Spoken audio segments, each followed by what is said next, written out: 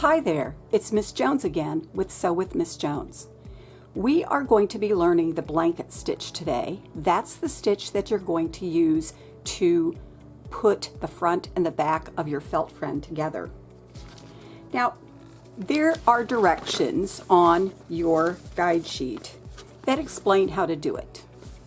And I tried it this way, and I thought it was kind of hard to do. So I am going to show you a different way to do this stitch. You can either follow these directions if that works, or you can do it the way that I do.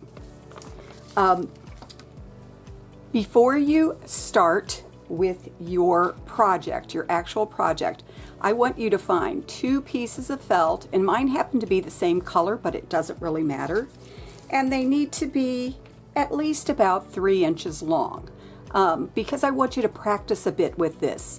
It is a different kind of stitch, and I want you to make sure that you are comfortable with it and that you can make it to look like it's supposed to look before you actually start working on your project.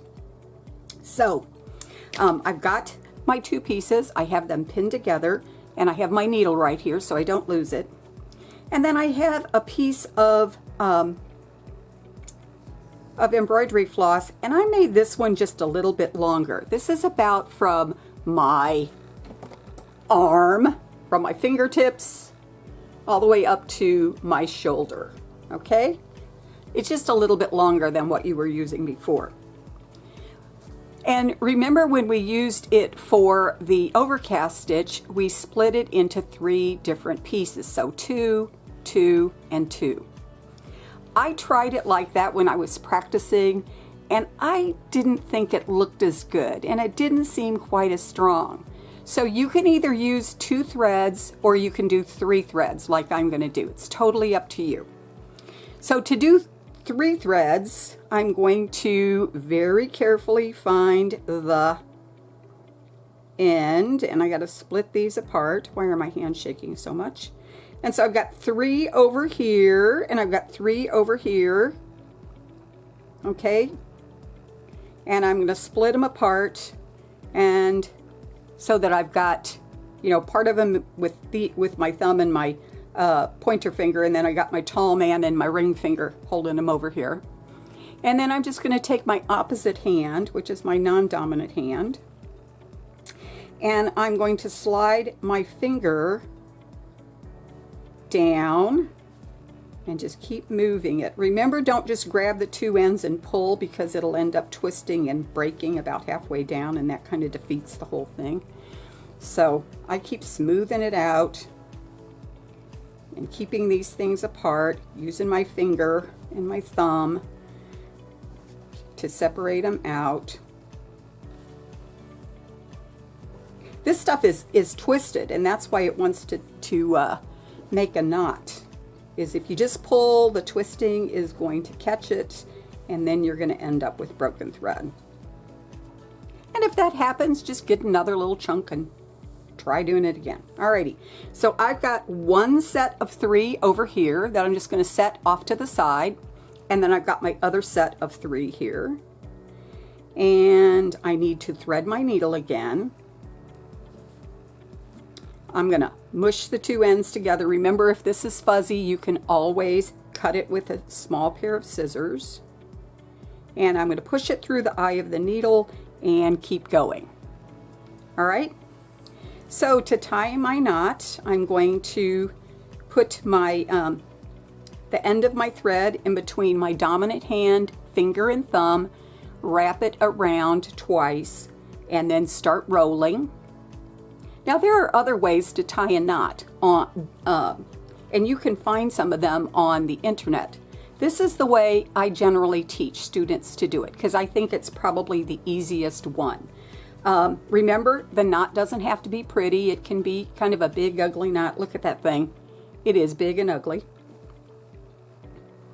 And I only tied it to 1 end. I did not tie the 2 ends together. And remember, when we're stitching, we want to do that thing where we, you know, put our fingers around the thread as we're pulling up so we don't just keep unthreading it. Alrighty, So I have seen this stitch done both from right to left and left to right. And I'm going to teach it left to right because that's what I found to be the easiest. I'm going to start near one of the ends and I'm going to go up through the middle. Okay, I want it up through the middle. I'm not on the very bottom because if I do that, then I'm going to have a knot on the outside and we don't want to do that. So up through the middle, I'm about 1/8 of an inch from the edge, and I'm just going to pull that up until it's there. So you notice my knot sticking out. I'm going to take my needle and just hide that in the middle. Nobody's ever going to see that. Okay, this is the only time we're going to do this particular thing, and that is you want to come back just about at the exact same spot as you made your first stitch. So you're going around. You're going around from the bottom to the top, and you're going to pull that up and pull slowly, because before you pull it all the way tight, you're going to take your needle and go through. Okay, so it's kind of like a tunnel you're going to go through.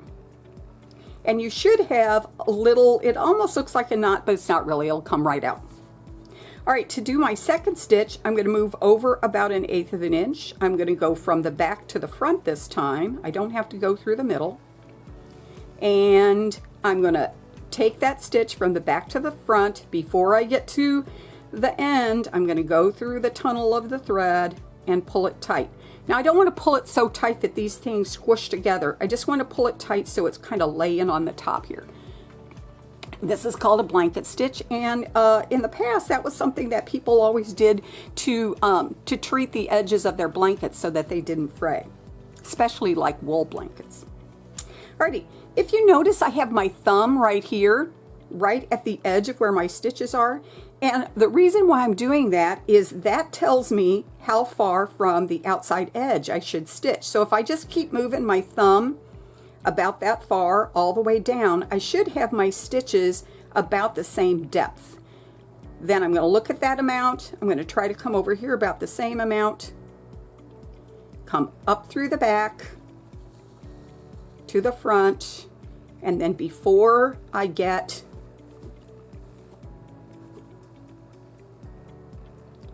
to the very end of it, I'm going to pull it tight. Again, I'm going to move my finger over my thumb, and I'm going to go up from the back, pull it, and then before I get to the end, I'm going to loop my needle through.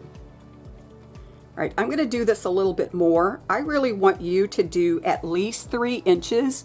It would be better if you did all the way around, because that's good practice. I've already been practicing a little bit because I knew this stitch a long time ago, but I haven't used it in a really long time.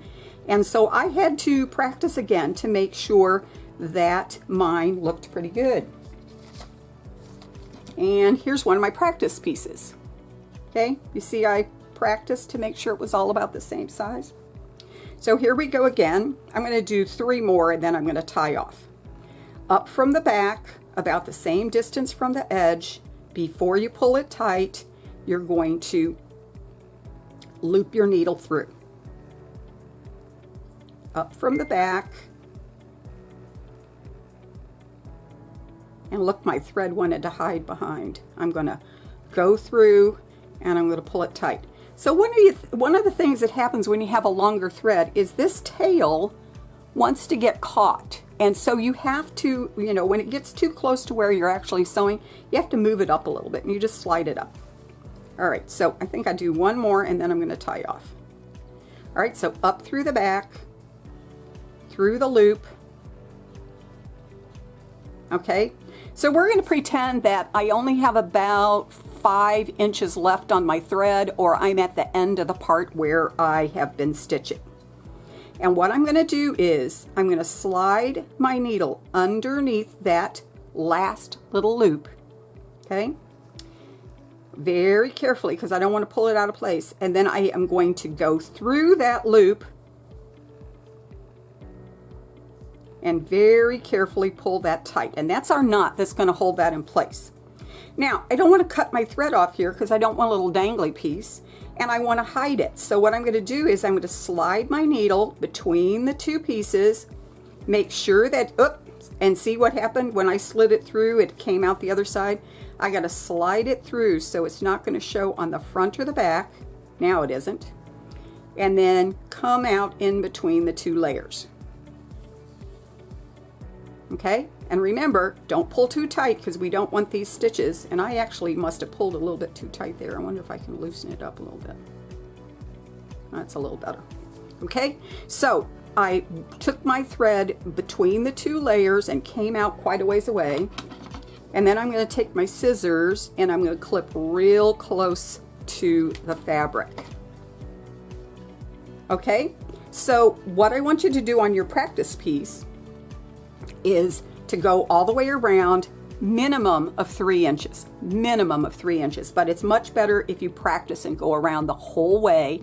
That way you will be very confident, your stitches will look even, and the outside edge of your little felt friend will look wonderful. Next time, we're going to put the front and the back together. We're going to pin it and get it ready to do the blanket stitch all the way around. Well, actually not all the way around. Remember, we got to leave a space open to put the stuffing in. All right? See you next time. Bye-bye.